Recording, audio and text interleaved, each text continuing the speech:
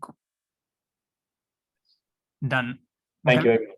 Yeah, welcome. So I'll try to convey few messages, but somehow a bit bulky. So let's see how it goes. So I'm going to discuss about maximally dispersive random walks and how to actually obtain them through large deviations. So suppose, well, okay, so this here's here you have a quick outline of my talk. I'll try to first motivate why we are studying this kind of random walkers.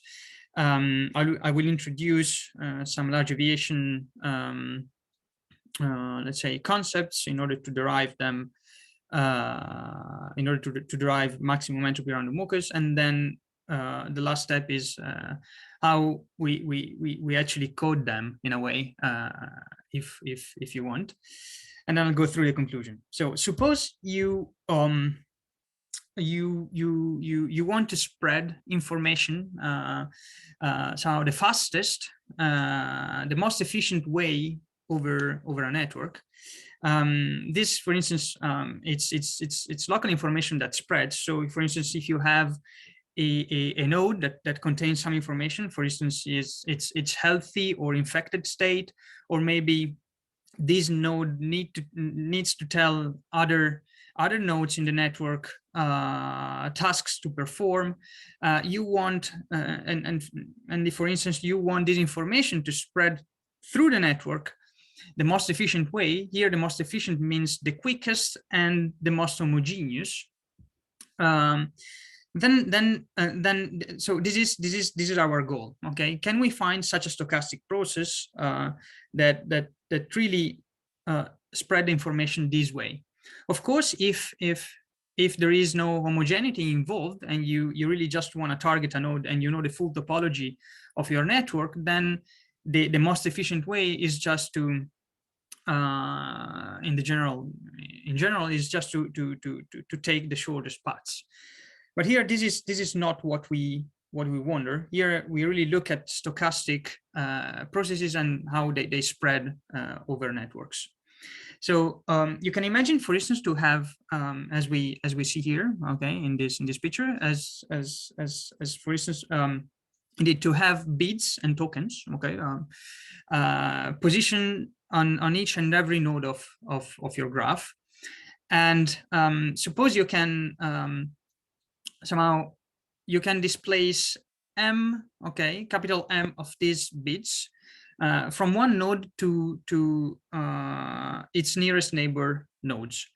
And in the beginning, it's highly non-homogeneous. So you see that all red bits are on this node here.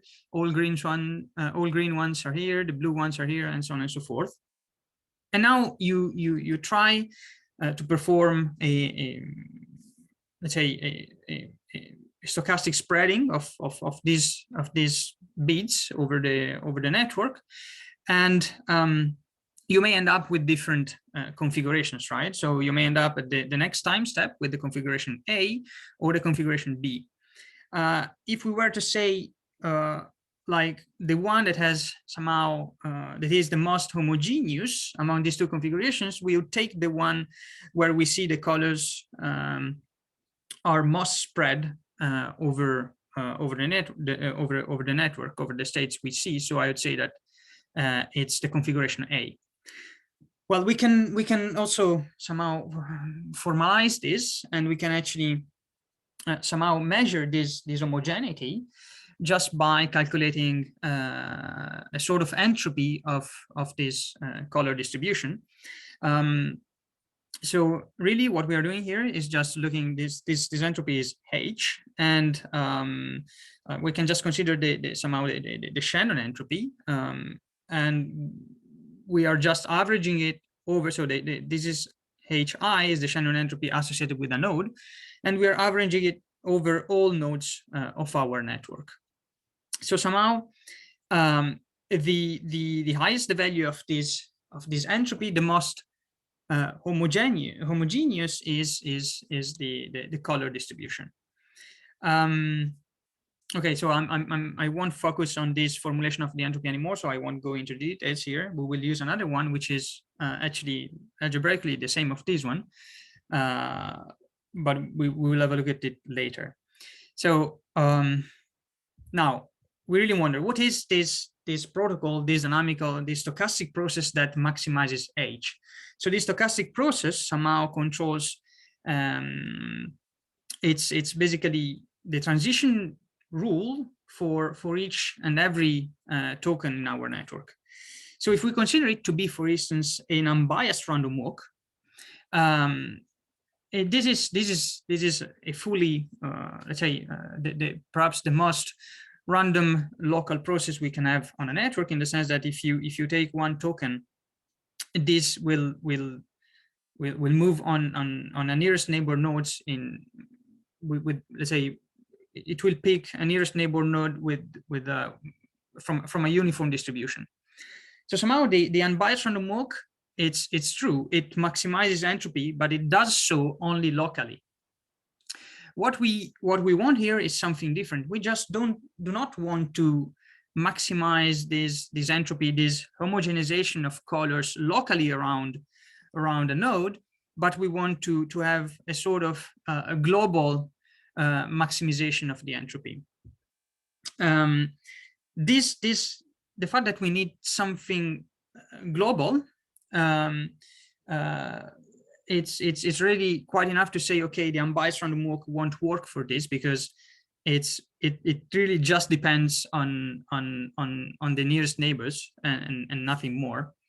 But such a process was actually found and, well, introduced in 2009, and it's known as maximum entropy random walk. So it's a transition matrix. We'll go into the details of what this object is in a second, but I just wanted to flash the formula, because it will appear quite a few times over the talk. This is the transition matrix, so it contains basically the transition rule, the transition probabilities for our maximum entropy random walk to move from a node I to a nearest neighbor node J.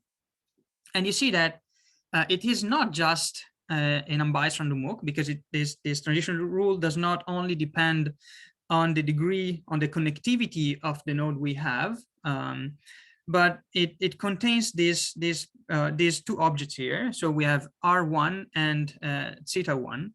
R1 is the right eigenvector of a particular matrix, that is the connectivity matrix of our graph, and theta1 it's its dominant eigenvalue.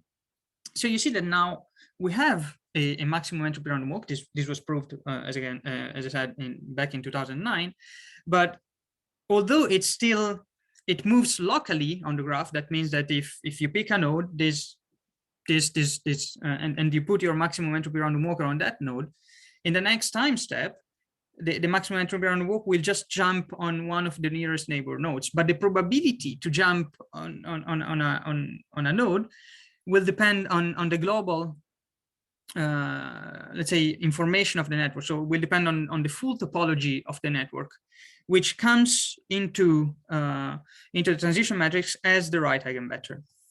So somehow this is good. This is great. This is a great result.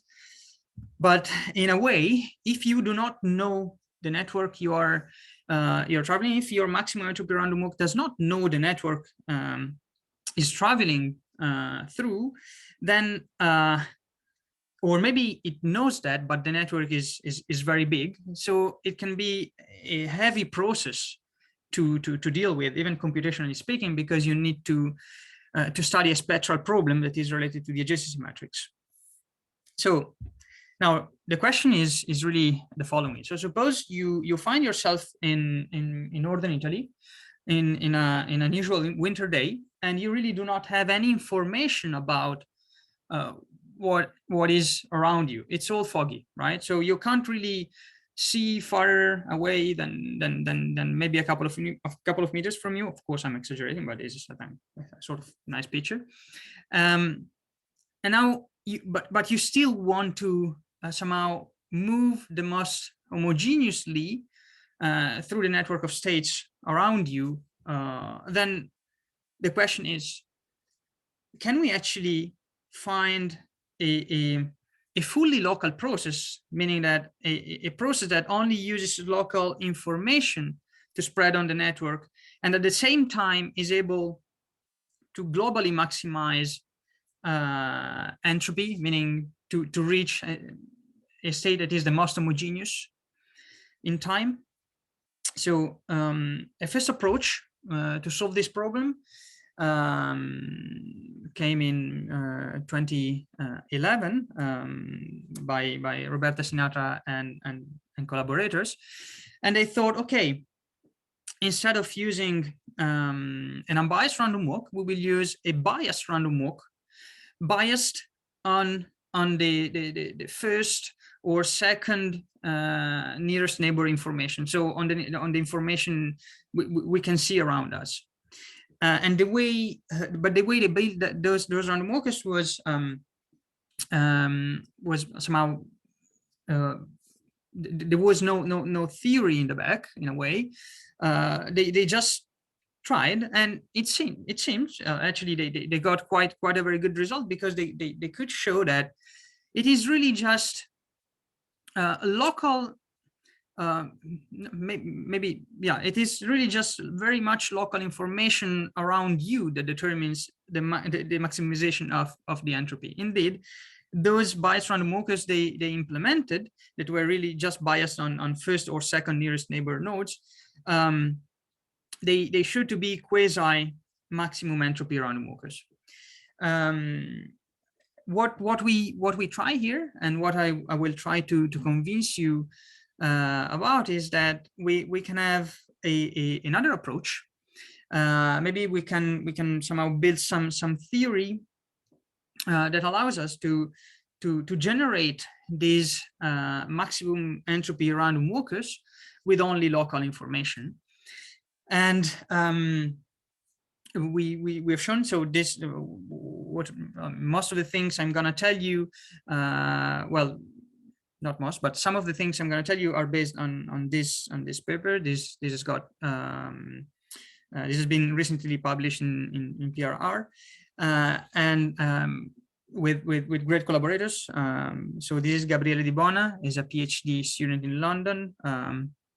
This is Leonardo Di Gaetano, a PhD student in Vienna, and then Vito Latora, always in London. And what we do in this work is that we basically show that we can actually look at a maximum entropy random walk as a fluctuation, as a rare behavior of what is an unbiased random walk. And then exploiting time conditioning, we can actually generate a maximum entropy random walker by only using local information. Ah, yeah, by the way, so I don't know, I didn't know about this, but the PRR asks for like a sort of front page picture that needs to be eye-catching or something. So I don't know, in agreement with Ibona, we thought it was a good idea to make one, but we didn't know what to do, right? So at some point we just agreed on asking DALL-E, that is this OpenAI software. So you just type down things and it will get back to you with a picture. So I typed, I don't know, random stuff on random structures, and this was the picture, right? So we decided to use this one, and this guy. So this is a professor in the US, I think. Somehow spoiled it, saying that this was a Microsoft Paint figure. I don't know if here is mocking us or something, but I don't know. Anyway, this is not. Should you ever come across this picture again? This is not Microsoft Paint. This is really DALL-E, OpenAI stuff. So advanced stuff, if you want. Anyway, okay. So let's go through. Let's go and see what. Okay, the main topic here. Let me start by setting up a model. What we are looking at is really a discrete time Markov chain. So this is this object here x, and it's just a sequence of x1, x2, xn. Small n here defines time. And that means that the Markov chain length is really this object n. And at each time, we have one of these random variables, and this random variable that characterizes the Markov chain is just a state of our network. So it would be a value that determines the state where the Markov chain is at that time. The state space is discrete, as I said, and it's a network, and it's composed by capital N nodes, and the topology of the network is encoded in the adjacency matrix. So we will have entry 1 if 2 nodes are connected and 0 otherwise.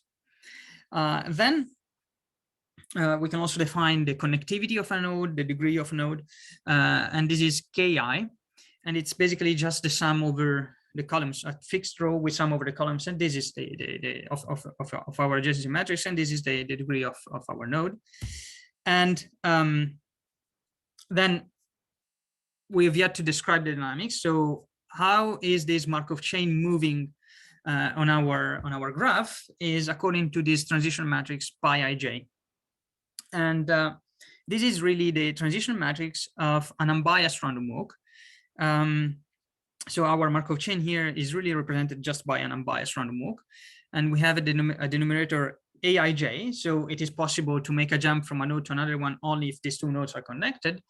And among all nearest neighbor nodes, our unbiased random walk will pick one according to a uniform distribution, because we are just dividing by the degree of node I. Okay, so we've got now the state space. We've got the dynamics of our Markov chain, our unbiased random walk, and then we need a further ingredient that is actually key here, and it's a time additive observable.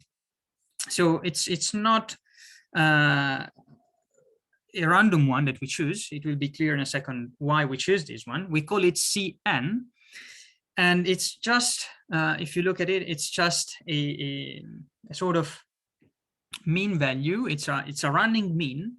It's a running mean of the log of the degree visited by our unbiased random walk. So keep in mind that XL is really just it's a random variable, and it's realized by one of the states, the state that the Markov chain is hoping on. And then you look at the degree. So your Markov chain moves, your unbiased random walk moves, and it will look at the degree of the node it has just jumped on, and it will take the log of it, and it will keep doing this throughout the full trajectory. And then you divide, you sum over all these logarithms, and you divide by the length of the trajectory. So as I said, this is not a random observable. I mean, you can really just rewrite this object here, and this is true only for an unbiased random walk, as the logarithm of the probability of a full trajectory of our random walk, modulo boundary terms. So we in this observable here, we are not considering any initial let's say distribution, whereas here in the probability of this trajectory, a boundary term like the boundary term of the initial probability distribution comes into play.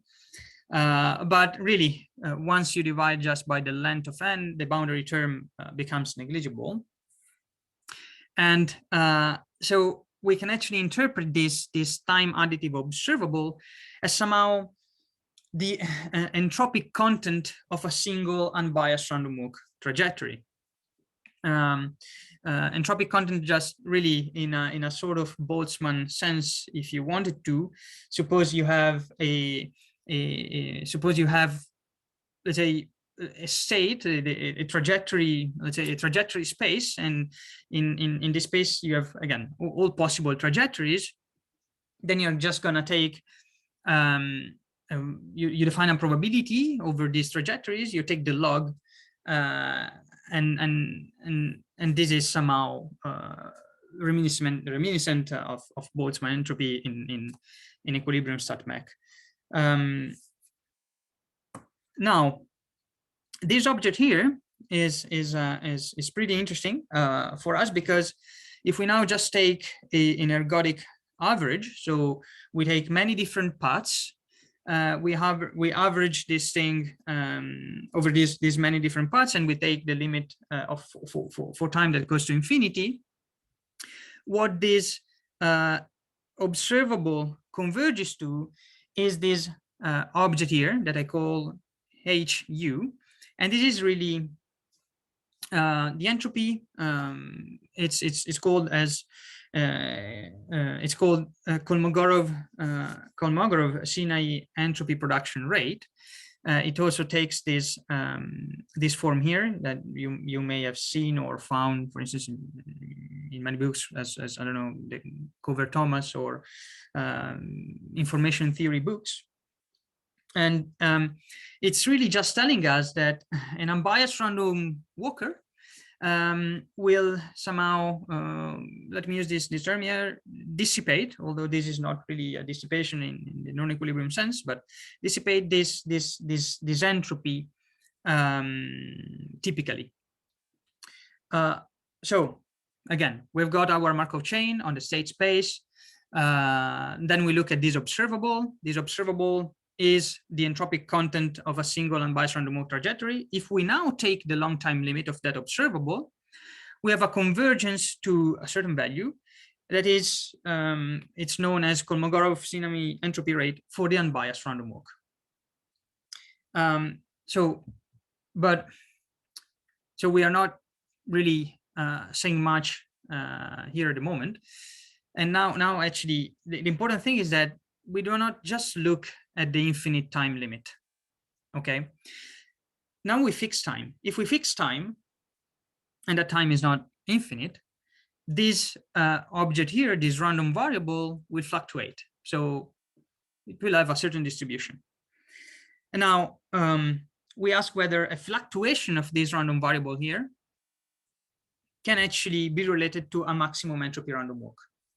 So can we actually obtain the entropy production of a maximum entropy random walk as a fluctuation of the entropic content of this observable that represents the entropic content of an unbiased random walk trajectory? So this is the real question. And before actually answering that question, let me tell you just a couple of words about large deviations.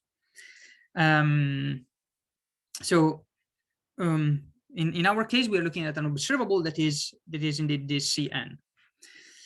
And since we are fixing time to be finite, we will have fluctuations. Now, fluctuations are encoded, are described by the probability distribution of that object we are looking at, that observable.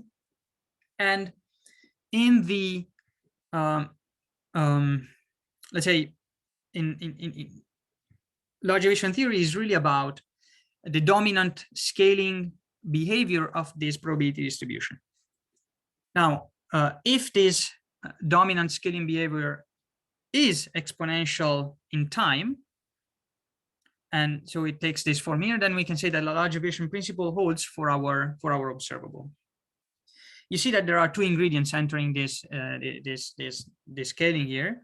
One is somehow the speed of large deviations, this n here, that is telling basically how quickly our observable is converging to the ergodic value, to the typical value as time goes to infinity. Here, it's just telling you that it's linear in n, well, linear in n in the sense that it's always an exponent, so it's exponentially fast. And then we have another object that does not depend on time, and it's what people call large deviation rate function that contains all information about fluctuations. So if we can determine I of C, so if we can determine this function here, somehow we have the leading behavior of our probability distribution. Now, often it's very hard to calculate this rate function right away. And so people, what people usually do, instead of looking at the probability distribution and its dominant behavior, they look at its moment generating function. So this is very much the same thing that happens when we study equilibrium statistical mechanics.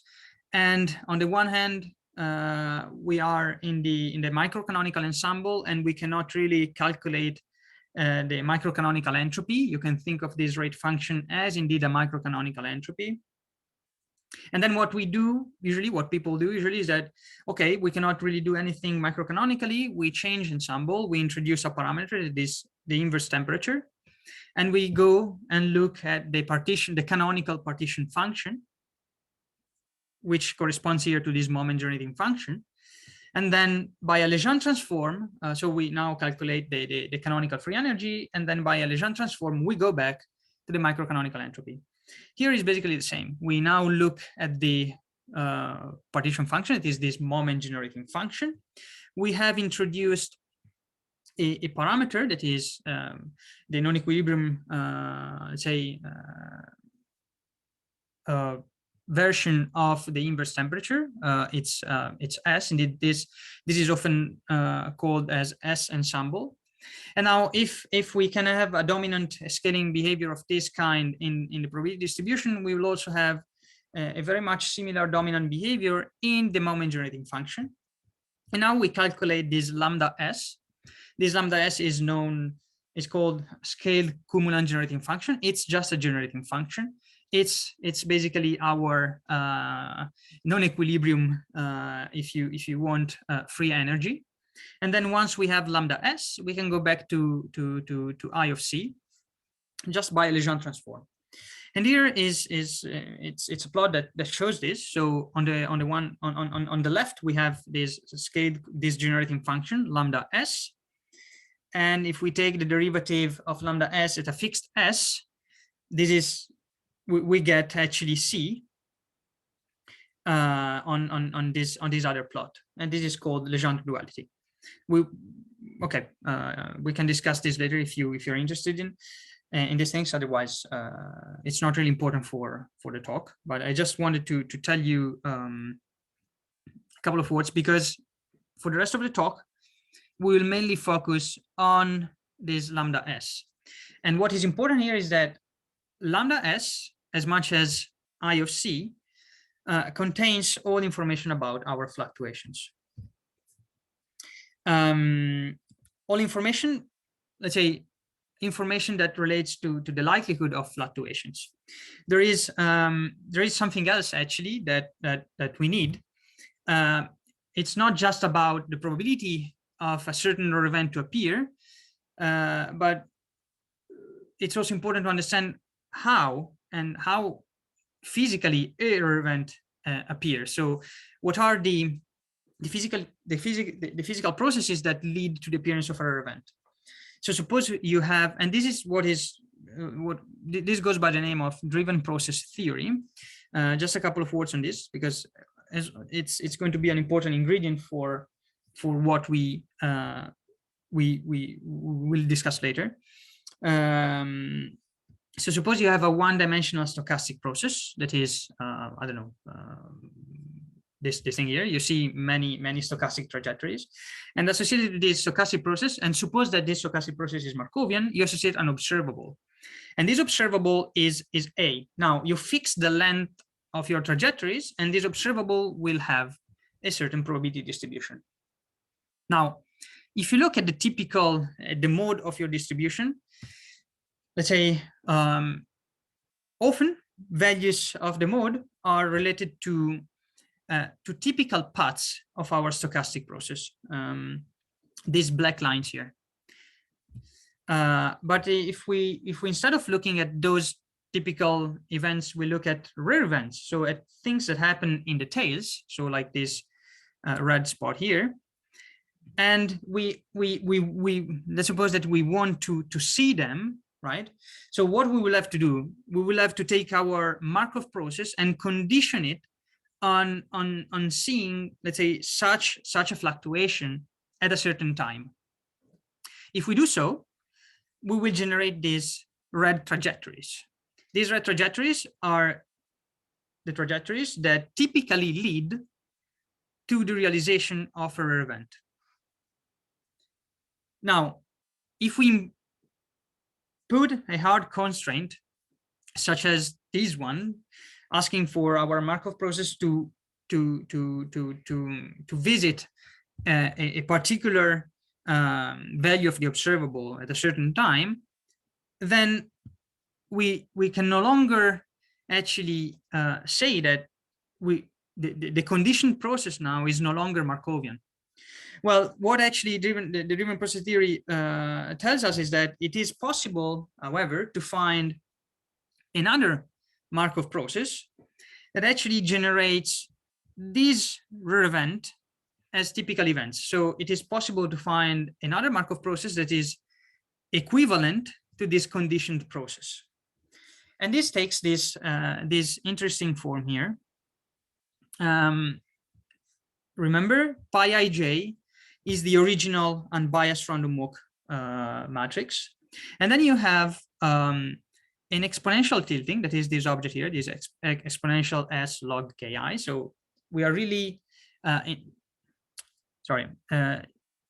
you should also remember the observable we are looking at, that is the log of the degree. So this exponential tilting is somehow tilting the original dynamics towards the log degrees we want to see. And then we have these two objects here. These are spectral objects. We have the right eigenvector associated to this matrix here at position j and I, and then the dominant eigenvalue of this matrix here. So maybe you can already notice that this is very, very much similar in a way to a maximum entropy random walk. The information we need for a maximum entropy random walk seems to be the same information we need modulo the particular S we are looking at, we need to build the driven process. So what is this telling us? That all fluctuations can be realized by a Markov process. And this takes this form here. Right. Now let's get to the point.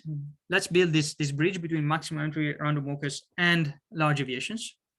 So we take the formula for the Kolmogorov-Sinai entropy production rate, that is this one. I showed you this before only for the unbiased random walk, and now we apply it. It is valid for any Markov chain. So we just replace in place of pi ij, pi sij, and in place of rho I, rho si. By the way, rho I or rho si are the stationary distribution of the process we look at. And now we calculate this h of s, this Kolmogorov-Sinai rate, as a function of the fluctuation, right? So s is really somehow soft, in a soft way, fixing the fluctuation we look at. And you see that h of s as this very much interesting behavior, where it is maximum for s equal 1. Well, then the only thing we need to do is to take the form of our driven process and replace s equal 1 into it. And what you end up with is exactly the maximum entropy random walk. So that means that there is a particular fluctuation for the observable we are looking at, that is the mean degree, the mean log degree visited over time, that realizes a maximum entropy random walk. So we know, so suppose that this is the distribution of our observable, we are down here, and we have found the process that typically realizes this fluctuation. It's, again, this maximum entropy random walk. It has got this form here. Okay, so we've answered a question, that is, we can actually build maximum entropy random walkers by looking at fluctuations of unbiased random walkers. But there is still an open question here, right? So that is this maximum entropy random walk still depends on no local information that is the right eigenvectors. But we can use what we have learned so far. That is, it is possible to condition to time condition an unbiased random walker to visit a particular fluctuation. And we can make this time conditioning local in space. And this is what I'm gonna discuss now in a few minutes. So again, so this is what we've seen so far. The observable, we can just fix the observable of our unbiased random walk to be the maximum entropy production rate, and by time conditioning over this, we will make our maximum entropy random walk fully local. So now I'm not going through all the details here. It's because it may be a little heavy. I just try to convey you the main idea. So the full, really, what we need to do in the end is to solve this eigenvalue problem. So remember, once again, this is the form of the maximum entropy random walk, and you see that it depends on the adjacency matrix, on the dominant right eigenvector, or I think it's also called eigenvector centrality, and on the dominant eigenvalue of this adjacency matrix. So we now write down this adjacency matrix as A, and this is the eigenvalue problem we need to solve. Now, one can try to solve this by, for instance, I don't know, implementing a power method or any other algorithms, right? But what we do here is a little different, because we really want to find a process that generates a fluctuation. So let's take this, the left-hand side of this equation, and we make it explicit for a certain rho. And this rho is I. Now we rewrite this adjacency matrix A as a product of two things, like the unbiased random walk transition matrix, that is pi ij. Remember that pi ij is just aij divided by ki, and then we multiply this by ki. But ki can be put in an exponential form as e log ki. You already recognize something here, because this pi ij e log ki was the tilted process I mentioned a few moments ago. And furthermore, you also recognize that now you have a sum here over a probability vector times an object is R1. So one can actually interpret this sum as an expectation. Okay, so we're just taking an expectation over this probability vector here by ij of this object here, R1. Now, we need to take a further step, because this is not enough for what I want to do. So we need to introduce, we know that we want to create a fluctuation that is related to the maximum entropy random walk. So I multiply and divide by the maximum entropy random walk transition matrix. And now you see that so with this procedure that is known as importance sampling, we are now biasing the expectation towards a fluctuation. So if we were looking at the expectation at this level, we would really just be looking at the typical behavior of an unbiased random walk. But now we are looking at a rare behavior of an unbiased random walk. And now this is just a new expectation. Now it's with respect to the maximum entropy random walker of these two objects, the right eigenvector and this ratio here. It's not important what this ratio here is at this point. But now that we have this form as an expectation, we can actually think of sampling that expectation. So instead of just calculating that expectation like as this sum, we do a Monte Carlo Markov chain sampling. So we really just simulate a process. Okay, we simulate a process, and by the result of and we let this process evolve on the network, and while it evolves, it will adapt itself on the fluctuation we want to see. So let me try and say this in a different way. So let's start from an initial condition that is no knowledge of anything. So the only thing we can do is we take the stochastic matrix, the original unbiased random walk matrix, it is pi ij, and then we use this to make a first step. Okay, so we just move in a fully unbiased way. We take the first step, and then our random walk will hope on a new node. Now it collects the information on that new node,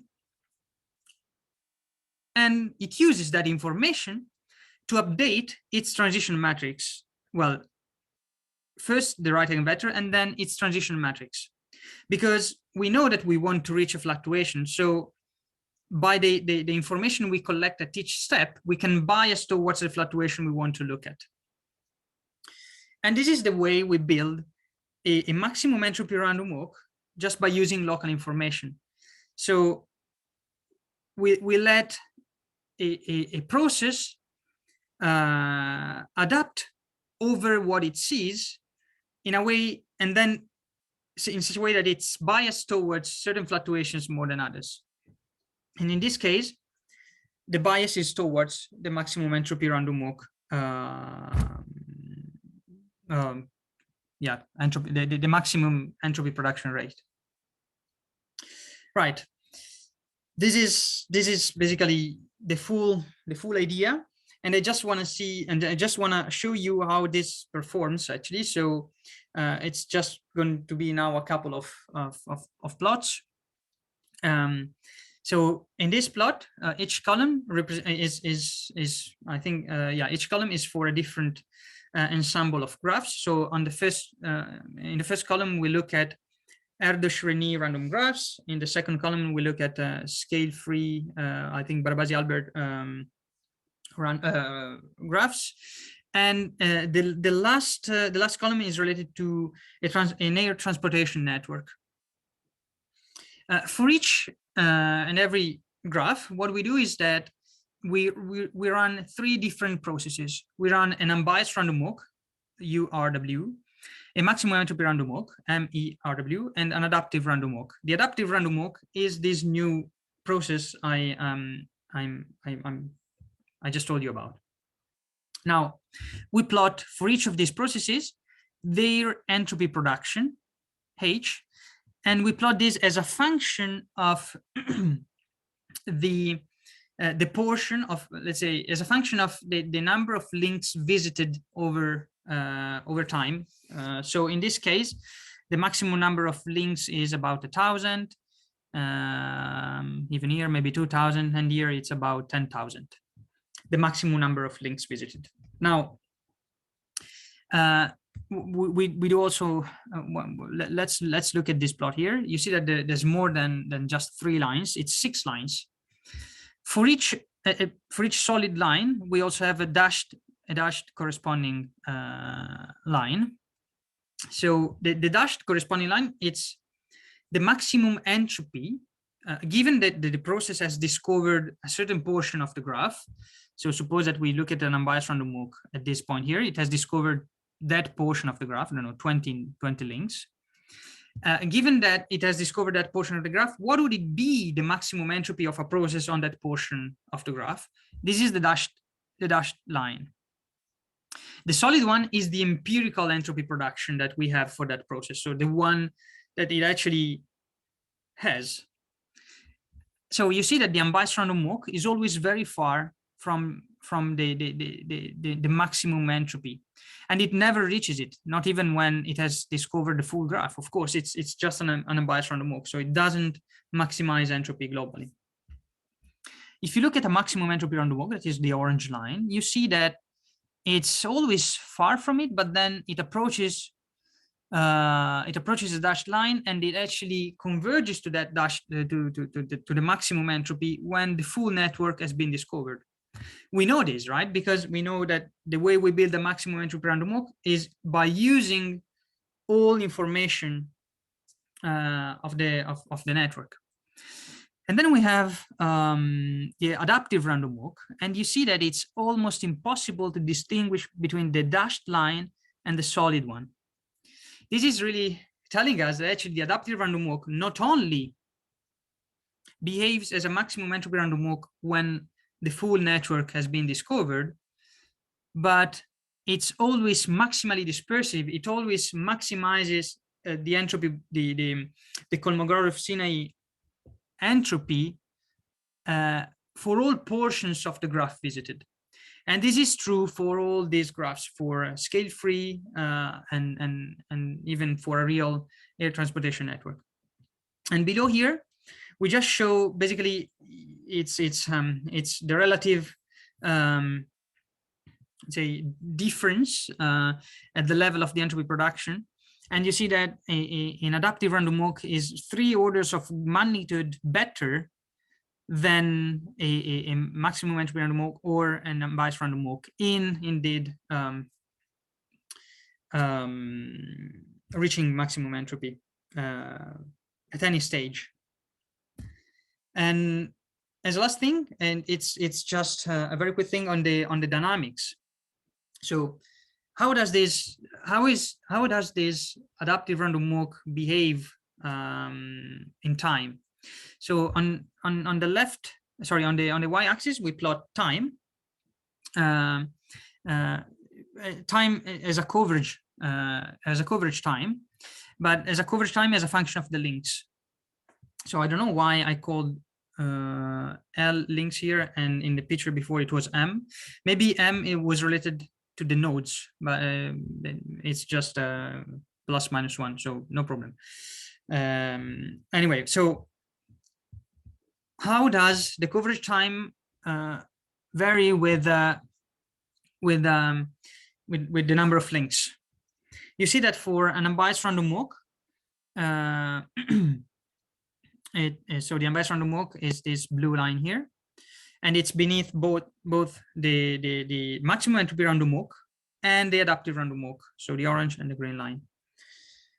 So alpha is the exponent we have here, and the smaller the alpha, the higher the discovery rate of that process, if you want to. The higher that process, the quicker that process move around. The orange, well, you see that alpha of the maximum entropy random walk and the adaptive random walk is very much similar and much higher than the unbiased random walk one. Well, the unbiased random walk one does not have to satisfy anything, so it moves as quickly as it can. Instead, maximum entropy random walk and adaptive random walk, they are somehow slower. And in particular, actually, the adaptive random walk looks to be slower than the maximum entropy random walk, but not because it dynamically discovers less with time, but it's just because there is an offset in the beginning, which is pretty important, where the adaptive random walk will actually spend a certain time very much localized in a portion in order to set up good initial conditions to discover the rest of the graph. We call this a sort of warm-up time. This can greatly we can actually make this warm-up time much shorter at the expenses of how well we will get to visit the fluctuation, and we want to look at the maximum entropy fluctuation. So this is very much all I wanted to tell you. So I hope I could at least maybe a little bit convince you that there is a good mapping between maximum entropy random walks and large deviation theory, and we can actually look at the maximum entropy random walk as a rare behavior of an unbiased random walk, and then we can actually propose an adaptive algorithm that by biasing, by time conditioning an unbiased random walk on the fluctuation we want to see and only collecting local information through the portions of the graph visited, converges and is maximally entropic on every portion of the graph. And this is all. But before concluding, I just want to, since it's I just want to advertise this little thing. So we are organizing a workshop at Nordita in Stockholm on the 17th and 18th of April. And it's about fluctuations and first passage time problems. So you're very much welcome to apply. We will be accepting people for short talks.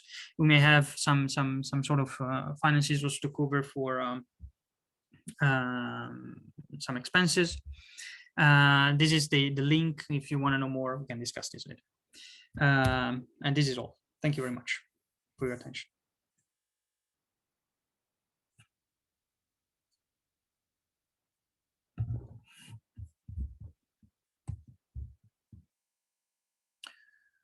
Sorry, I was muted. Yeah. Questions from the room? Otherwise, okay. Tim, go ahead. Yeah, thanks a lot for the talk. This is really interesting work. Thank you. I have a only partially articulated question in my head, so I'll try my best. No worries. So the idea of a maximum entropy random walk and what you're trying to achieve here is that, like in the token example, at the end of the process, the distribution of different tokens would be maximally spread out. So the maximum entropy is about the distribution of these different tokens. So I just was wondering, does this then say something, or can you say anything about the distribution of the walks themselves? Yes. And how random they are with respect to like all possible walks to the graph? Yes. Thank you for the question. It's very much on point indeed. Yes, actually, the way one defines a maximum entropy random walk. Let's go back to. Yeah, I don't know. Let's stay here. The way a maximum entropy random walk is defined is that if you fix time, all trajectories of the that have, let's say, that have the same length that time we fixed are equiprobable. Cool. So whatever is the trajectory you look at, so you have a uniform distribution over the trajectory space, if you may. And this is true for a maximum. So this is theory. So this is what a maximum entropy random walk achieves on the full state space. So if you now let a maximum entropy random walk run on the full state space, you fix time and you look at all trajectories. These are all equiprobable. What is not true, though, is that this can also be thought as what is different with our adaptive random walk is that the adaptive random walk achieves this equiprobability over all possible trajectories, even on smaller portions of the graph visited. This is because of the way we learn this right eigenvector. As we learn it while we travel across, while we explore the network, this right eigenvector will only contain information of what it's been visited up to the that very moment. So this is why the adaptive random walk can also achieve maximal dispersion way before having visited the full state space. So yeah, I don't know if I answered your question or not. Yeah, so, that's great. Yeah, thank you. That's really cool. Okay, thank you. We have time for another question. Anyone? Well, I do have one, which is actually something that maybe we had already discussed in the past.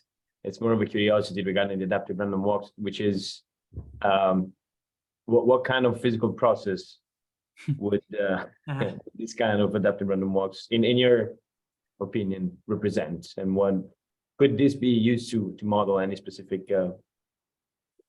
Well, mechanism or phenomenon. So I must say that so far I haven't really investigated any possible applications like rather than yeah, okay. So far I don't know of any possible applications. I've got a few ideas, and I don't know whether they are good ideas or not, and this I need to discuss this with other people, maybe like you or other people that are more into network science problems than I am.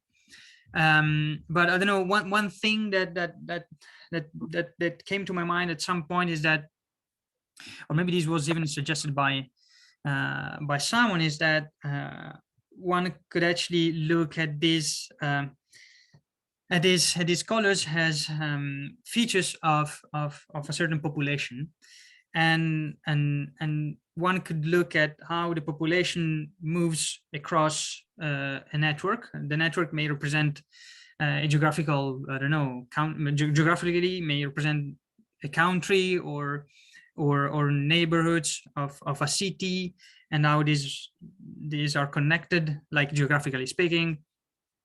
And maybe by looking at these features of the population, that could be, for instance, the ethnicity or I don't know, other features, one could describe or could get to describe segregation processes over time and space. And maybe this maximum, so maybe this is very stupid again, because I don't know of any applications and actually real policies applied in real world life. Maybe one can use this maximum entropy random walk or this adaptive random walk to homogenize the population. I don't know whether this is good or not from a political point of view or economical point of view, but homogenize population over time and space. Okay. Yeah, Wow. I think that is like maybe the other use case for it that would work for the same kinds of processes as a null model. So part of the motivation for my question was that I had some work where I was looking at motifs that were that corresponded to walks through graphs. And so what I ended up doing was just sampling from all of the possible walks in the graph. Because I didn't know the right keywords to find your work, basically. I guess your paper didn't exist yet, but I didn't really know about maximum entropy random walks. So that would have been the right null model for what I was doing. Okay. And I achieved it in the kind of brute force way of just enumerating the walks and sampling randomly from them. But now I know if I wanted to, I could do this instead. Oh, that's good. Yeah. So you think like using the adaptive random walk as a null model to really like check whether what happens in real life is different from just random stuff. Yeah. Okay. Yeah, exactly. How far away from random and random in a not degree biased way, because even a biased random walk is still degree biased because the correlations and the connections. So. That's cool. Thank you. Can you also, I mean, maybe I don't know, you can tell me the paper you mentioned about motifs and stuff. Yeah, I can send it to you later. Thank you very much. Okay, I think with this we can thank the speaker again. Thank you. And at this point, I'm afraid you have the recording. So at some point, I think you can email me the link, and I'll. So I will stop recording now. Yes. Okay.